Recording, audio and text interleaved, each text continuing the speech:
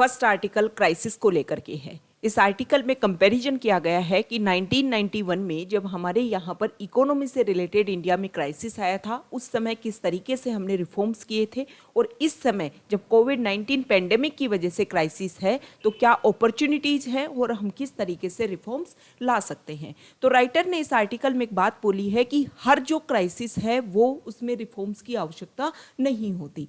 देखो, जब भी कोई क्राइसिस आता है तो आप रिफॉर्म्स क्यों करते हो? रिफॉर्म्स इसलिए करते हो कि आपको ये पता है कि प्रेजेंट सिचुएशन शायद सही नहीं थी, इसीलिए क्राइसिस आया। लेकिन प्रेजेंट सिचुएशन जो कोविड-19 पेंडेमिक की जो सिचुएशन है उसमें आपको अभी क्लियर ही विजन नहीं है कि प्रॉब्लम्स क्यों हुई और इस समय क्या रिफॉर्म्स किए जाने चाहिए। वैसे हमारी गवर्नमेंट ने जब फर्स्ट वेव आई उसके बाद में बहुत सारे रिफॉर्म्स किए, जैसे इकोनॉमी को boost up and growth and development के लिए कुछ रिफॉर्म्स करने की आवश्यकता थी, जैसे कि जो लेबर कोड्स है उनमें रिफॉर्म्स किए गए गवर्नमेंट के द्वारा। इसके अलावा जो एग्रीकल्चर सेक्टर वो काफ़ी परेशान हुआ था, काफ़ी उन लोगों को इसमें परेशानी हुई थी, तो उन लोगों के लिए भी रिफॉर्म्स किए गए फार्म लॉज के थ्रू। लेकिन हालांकि सबसे बड़ी प्रॉब्लम, मेजर प्रॉब्लम्स इस समय ये है कि रिफॉर्म्स के समय में स्टेक होल्डर्स को उसमें इंक्लूड नहीं किया जा रहा है। जब तक एक शेयर्ड विजन नहीं होगा तब तक इसी तरीके से प्रोटेस्ट होंगे। तो फार्मर्स जो लो हैं उनके खिलाफ में फार्मर्स का प्रोटेस्ट रेगुलर चल रहा है और दोबारा से वो हाई लेवल पर पहुंच रहा है। इस आर्टिकल में राइटर ने एक बात बोली है कि 1991 के समय में हमें इकोनॉमी को लेकर के जो क्राइसिस थे तो हमें पता था कि हमें हमारी इकोनॉमी को ओपन करना है और हम एलपीजी रिफॉर्म्स लेकर के आए थे। ठीक है, उस समय हमारी जो परेशानी थी वो हमारे खुद के कंट्री की थी, इसलिए हमने सोल्व कर ली। इस समय जो परेशानी है, वर्तमान में जो परेशानी चल रही है वो पेंडेमिक है, पूरे ग्लोबल लेवल पर लोग परेशान हैं। तो किस तरीके से आपको रिफॉर्म्स लेकर के आने हैं उसको आप पर्सनल लेवल पर नहीं आ सकते, क्योंकि पेंडेमिक ने तो पूरे वर्ल्ड को इफेक्ट किया है ना, और एक देश की इकोनॉमी दूसरे देश को इफेक्ट करती है। इसीलिए अगर कोई रिफॉर्म्स लाने भी हैं तो ग्लोबल लेवल पर लाए जाएंगे। अभी तो जो सारा समय, सारा मनी जो है वो सिर्फ खर्च किया जा रहा है किसके लिए? इस पेंडेमिक से निपटने के लिए। इस आर्टिकल में लास्ट में एक ही बात बोली गई है कि हर जो कोई भी पेंडेमिक, कोई भी क्राइसिस है वो अपॉर्चुनिटी नहीं लेकर के आता, कि रिफॉर्म्स के लिए अपॉर्चुनिटी है और कुछ चेंजेज करने हैं। अब इस समय जो क्राइसिस है, हेल्थ सेक्टर के लिए क्राइसिस है, सब कुछ डिजिटल हो रहा है तो उसमें चेंजेस किए जा सकते हैं, लेकिन और जो प्रॉब्लम्स है उनको सोल्व करने में टाइम लगेगा।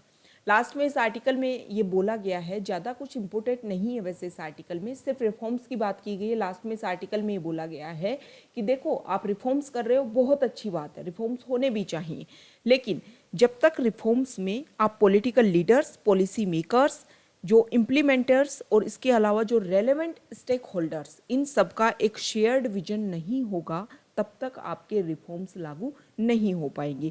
और वर्तमान समय में क्या किया जा रहा है कि जो भी रिफॉर्म्स किए जा रहे हैं उसमें स्टेक होल्डर्स को शामिल नहीं किया जा रहा है। जो भी स्टेक होल्डर्स हैं उनको शामिल नहीं किया जा रहा है, उनको लीव्स आउट किया जा रहा है। इसी की वजह से इस तरीके के जो प्रोटेस्ट हैं वो सामने आ रहे हैं। नेक्स्ट आर्टिकल इंडिया और चाइना रिलेशन को लेकर के है, जो हमारे इंडिया में लास्ट ईयर अप्रैल 2020 की बात है। आपको कॉन्टेक्स्ट पता होगा कि लद्दाख वाले रीजन में, लाइन ऑफ एक्चुअल कंट्रोल वाले रीजन में लद्दाख क्राइसिस हुआ था। क्या प्रॉब्लम हुई थी? चाइना ने बहुत सारे एरिया में, हमारे जो line of actual control, India और चाइना के बीच में जो बॉर्डर है, वहाँ पर चाइना ने अपनी मिलिट्री को काफ़ी आगे तक चाइना लेकर के आ गई थी। ये काफ़ी बड़ी प्रॉब्लम हुई थी लास्ट ईयर। हमारे बहुत सारे, जून 2020 की बात है, गालवान वैली में हमारे 20 सोल्जर्स के लगभग उसमें डाई भी हो गए थे, मारे गए थे इस क्लैश में।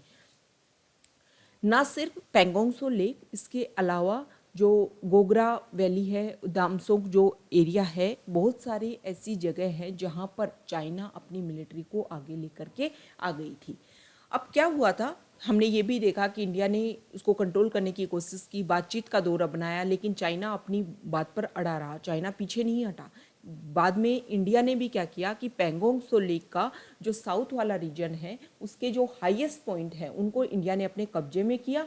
और जब चाइना को लगा कि इस तरीके से तो इंडिया जो है वो चाइना को काउंटर करेगा, और चाइना को आगे नहीं बढ़ने देगा, क्योंकि इंडिया की जो मिलिट्री है वो हाई पोजीशन पे है और हमारी मिलिट्री लो पोजीशन पे है। तो इससे क्या होगा, जो अगर इंडिया अटैक करेगा तो हम तो डायरेक्ट मारे जाएंगे। तभी चाइना डिसएंगेजमेंट प्रोसीजर के लिए राजी हुआ और इस साल 2021 में डिसएंगेजमेंट प्रोसीजर स्टार्ट हुआ।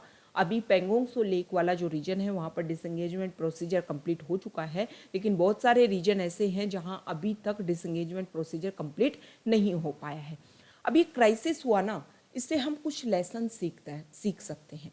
मतलब इसके अगर हम स्टडी करें और इससे क्या चीज़ें निकल करके आती हैं तो हम सीख सकते हैं। मेजर 3 बातों की इसमें बात की गई है। क्या चीज़ है? सबसे पहली बात कि इंडिया को कोशिश की जानी चाहिए कि इंडिया को जो डेटरेंस वाली अपनी स्ट्रेटजी है उसके ज़्यादा फोकस किया जाना चाहिए रादर देन पनिशमेंट वाली स्ट्रेटजी। मतलब आप किसी चीज़ को समझिए, आप अपनी फैमिली से एग्जाम्पल लीजिए कि मान लो आप घर में कुछ चीज़ लेकर के आते हो और आप अपने जो चाइल्ड हैं, जो भी बच्चे हैं फैमिली में, उनको मना करते हो, उनको पनिशमेंट का डर दिखाते हो कि नहीं हम आपको पीटेंगे, हम आपको डांटेंगे अगर आप ऐसा करोगे तो बच्चे उस चीज़ से नहीं रुकते हैं। लेकिन आप कोई चीज़ लेकर के आए, बच्चों को उस चीज़ के लिए अवेयर किया, लेकिन आपने उसके लिए डिनाई किया, पनिशमेंट का डर नहीं दिखाया लेकिन डिनाई किया, डेटरेंस वाली स्ट्रेटजी अपनाई। तो इस तरीके से डिनाई वाली जो स्ट्रेटजी आपने अपनाई डेटरेंस की रादन में कंपैरिजन में, तो उस पे आपको ज़्यादा अच्छा रिजल्ट सामने आया। इसी तरीके को इंडिया को करना चाहिए। जब इंडिया देखो क्या करता है, इंडिया के बार बार मिनिस्टर या और भी कोई स्टेटमेंट देते रहते हैं कि जब भी इंडिया के ऊपर कोई अटैक करेगा तो उसको नहीं बख्शा जाएगा, उसके ऊपर काउंटर अटैक करेंगे, उसको ऐसे करेंगे, उसको थ्रेट देने की कोशिश करते हैं। लेकिन जब पिछले साल हमारे इंडिया के ऊपर अटैक किया गया, लाइन ऑफ एक्चुअल कंट्रोल के अंडर चाइना अंदर आ गया, तब भी इंडिया ने कुछ नहीं किया ना, बातचीत का दौर ही तो अपनाया। तो इस तरीके की जब हम बात करते हैं कि पनिशमेंट की बात करते हैं और जब उसके ऊपर आप वर्क नहीं करते हो, जब चाइना अंदर आया और चाइना के ऊपर कोई पनिशमेंट की बात नहीं की गई, तो इससे जो हमारे स्टेटमेंट हैं वो भी पूरे ग्लोबल लेवल पर उन स्टेटमेंट को देखा जाता है कि इंडिया तो इस तरीके के स्टेटमेंट देता था और जब प्रॉब्लम हो रही है तो ऐसा कुछ काम ही नहीं हो रहा है। तो इस तरीके की जो प्रॉब्लम है ना, ये मेजर इशू है। ये वाली जो पॉलिसी है उसको हम अपना सकते हैं फॉरेन पॉलिसी में कई इश्यूज को सोल्व करने के लिए। ये स्टडी से इस क्राइसिस से हमें फर्स्ट लेसन ये सीखने को मिलता है। सेकेंड लेसन ये है कि चाइना जो है वो क्रेडिबिलिटी को ज़्यादा, अगर उसको लॉस्ट होता है तो उसको ज़्यादा ध्यान देता है मेटेरियलाइज्ड। मतलब सीधी सी बात है कि मेटेरियल कॉस्ट के ऊपर अगर कंपैरिजन किया जाए तो पॉलिटिकल कॉस्ट की जो थ्रेट उसको मिलती है उसके ऊपर ज़्यादा फोकस करता है। समझने की कोशिश करते हैं। मेटेरियल कॉस्ट मतलब पैसे की बात। चाइना का जो बजट है, मिलिट्री का बजट, वो बहुत ज़्यादा है। हमारे इंडिया के कंपैरिजन में अगर बात की जाए तो इंडिया से तो कई गुना ज़्यादा है वहाँ के चाइना का बजट। तो इस तरीके से अगर आप मेटेरियलिस्टिक वे पर सोचो कि हम क्या करेंगे वहाँ पर चाइना को काउंटर करने की कोशिश करेंगे। वो मिलिट्री लेकर के आ रहे हैं, हम भी मिलिट्री लेकर के आएंगे, वो वेपन्स लेकर के आ रहे हैं, हम भी वेपन्स लेकर के आएंगे। लेकिन आप कंट्रोल नहीं कर पाओगे इस तरीके से, क्योंकि चाइना को पैसे की कोई ज़्यादा परवाह नहीं है। आप मटेरियल के आधार पर, मनी के आधार पर अगर चाइना को काउंटर करने की कोशिश करो तो ये नहीं कर पाओगे। लेकिन पॉलिटिकल क्रेडिबिलिटी के आधार पर आप काउंटर कर सकते हो। जैसे कि चाइना को काउंटर करने के लिए इंडिया की बहुत ज़्यादा ज़रूरत है, स्पेशली यूएसए को और जो बिग इकोनॉमीज़ हैं उनको। तो इंडिया को एक मेजर काउंटर कंट्री के रूप में डेवलप किया जा सकता है। और इसीलिए हाल फिलहाल अभी आपने देखा होगा कि क्वेड ग्रुप की मीटिंग भी आपने देखी होगी, जिसमें यूएसए, जापान, ऑस्ट्रेलिया और इंडिया, जिसमें किसी देश का नाम ना लेते हुए इन देश ने एक ही स्टेटमेंट दिया कि इंडो पैसिफिक वाला जो रीजन है वो फ्री एंड फेयर होना चाहिए, वहाँ पर ट्रेड है वो सभी के लिए हो। तो इस तरीके से चाइना को काउंटर करने की कोशिश की गई। इसके अलावा और भी चीज़ें हैं, जैसे कि हम बार बार कभी ऑस्ट्रेलिया पर्सनली स्टेटमेंट देता है, कभी जापान पर्सनली स्टेटमेंट देता है, कभी यूएसए पर्सनली स्टेटमेंट देता है कि चाइना को कोशिश की जानी चाहिए कि साउथ एशिया वाले रीजन को इस तरीके से अफेक्ट ना करे कि दूसरे देशों को, इंडो पैसिफिक वाले रीजन को, स्पेशली साउथ चाइना सी को, उसमें अपना जो उसका एक वो बोलता है ना, हर चीज़ पे आकर के अपना डोमिनेंस क्रिएट करता है। जब भी चाइना को लगता है कि अरे यहाँ तो प्रॉफिट हो रहा है, तो चाइना वहाँ फटाफट आ जाता है, बोला नहीं नहीं ये एरिया तो हमारा है। फिर वो कहाँ कहाँ से प्रूफ इकट्ठा करता है, किस तरीके से अपनी बात को रखता है, ये चाइना में ही दमखम है। तो इस तरीके से जब काउंटर करने की कोशिश की जाती है और चाइना को लगता है कि पूरे वर्ल्ड में ये न्यूज़ जा रही है कि चाइना तो सबको अपने अधीन करना चाहता है, तो इस साख को चाइना नहीं खोना चाहता। ये जो साख बनाई है ना चाइना ने सभी देशों की हेल्प कर करके, उसको चाइना नहीं खोना चाहता। तो जब इस पॉइंट के ऊपर आप चाइना को काउंटर करने की कोशिश करोगे ना, तो चाइना काउंटर हो सकता है, लेकिन आप मनी के आधार पर काउंटर करने की कोशिश करोगे तो कभी नहीं होगा। तो इस तरीके के ये जो लेसन है वो और हम सीख सकते हैं इस लद्दाख क्राइसिस से। लास्ट अगर हम बात करें तो प्रॉब्लम ये है, तीसरा लेसन हम सीख सकते हैं।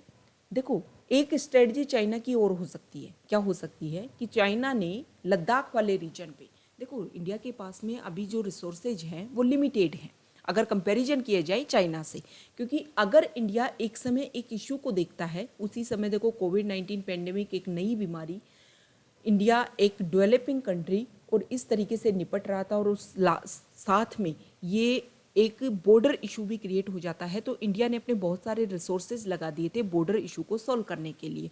अब चाइना हो सकता है कि इसी चीज़ को देखे, ठीक है, चाइना चाहता हो कि इंडिया अपना सारा ध्यान कहाँ लगा दे, बॉर्डर पर लगा दे, और चाइना क्या कर ले, चाइना इंडियन ओशन वाला रीजन, क्योंकि इंडियन ओशन के ऊपर जो राज करेगा ना, ऐसा बोलते हैं, ये थ्योरी है कि इंडियन ओशन के ऊपर जिसका राज है पूरे वर्ल्ड के ऊपर उसका राज है। इसीलिए यूरोपियन कंट्रीज, इसके अलावा यूएसए, बार बार वो उनका इंडियन ओशन से इतना कोई टचअप ही नहीं है, लेकिन फिर भी वो कोशिश करते रहते हैं कि इंडियन ओशन में उनकी प्रेजेंस बनी रहे। वो किसी ना किसी तरीके से इंडियन ओशन में अपनी प्रेजेंस बनाना चाहते हैं, क्योंकि बहुत सारा ट्रेड जो होता है वो कहाँ से होता है, इंडियन ओशन से, और इंडियन ओशन से ट्रेड होगा तो क्या होगा, हर देश की इकोनॉमी जो है वो ट्रेड के ऊपर काफ़ी डिपेंड करती है। तो इस तरीके से इंडियन ओशन के ऊपर चाइना हो सकता है कि इंडिया का ध्यान खींचे कहाँ, बॉर्डर इश्यूज के ऊपर, और चाइना करे इंडियन ओशन के ऊपर काम। तो इस आर्टिकल में राइटर ने एक ही बात बोली है कि इस तरीके की जो परेशानी है उसको सोल्व करने के साथ साथ इंडिया इंडियन ओशन रीजन में जो भी अपनी मतलब नए इंस्टॉलमेंट कर रहा है, जो भी अपनी चीज़ें इंस्टॉल कर रहा है, जो भी नए चेंजेज वहाँ पर कर रहा है, उसके ऊपर भी इंडिया को ध्यान में रखना चाहिए। वहाँ पर भी मैरीटाइम एक्सपेंशन, मिलिट्री मॉडर्नाइजेशन, इन सब को भी इंडिया को ध्यान में रखना चाहिए, ना कि सारा ध्यान अपना बॉर्डर पर लगा दे। तो इस तरीके का लेसन अब हम और सीख सकते हैं इस प्रॉब्लम से। तो ये हमारा डिस्कशन था आज का कि इंडिया और चाइना का जो इशू है उससे हम मेजरली क्या सीख सकते हैं। ये इशू है, इसके इन पॉइंट्स को हम यूज़ कर सकते हैं किसी और देश के साथ हमारा इशू हो उसके साथ भी। जैसे कि हम पाकिस्तान के साथ में टेररिज्म को काउंटर करने की बात करते हैं कि टेररिज्म काउंटर हो, चाइना पाकिस्तान को हम बोलते हैं कि हम आपके ऊपर स्ट्राइक कर देंगे, हम आपके जो आतंकवादी हैं उनको जेल में डाल देंगे। ऐसा नहीं है। उसकी जगह इंडिया क्या कर सकता है, इंडिया डिनाई वाली स्ट्रेटजी अपना सकता है। मतलब इंडिया अपना इंफ्रास्ट्रक्चर इतना अच्छा डेवलप कर ले कि कोई भी टेररिस्ट हमारे JNK वाले रीजन से, हमारे बॉर्डर वाले रीजन से हमारे इंडिया में प्रवेश ही नहीं कर पाए। तो जब इस तरीके की हम स्ट्रेटजी अपना लेंगे तो टेररिज्म जो है उसको तो ऑलरेडी ही काउंटर हो जाएगा। तो इस तरीके की स्ट्रेटजी को, ये जो लेसन्स हमने सीखे हैं चाइना के साथ में क्राइसिस को लेकर के, उसको हम अप्लाई कर सकते हैं किसी और देश के साथ में अपनी फॉरेन पॉलिसी को मेंटेन करने के लिए भी। तो ये हमारा डिस्कशन था आज का। ओके।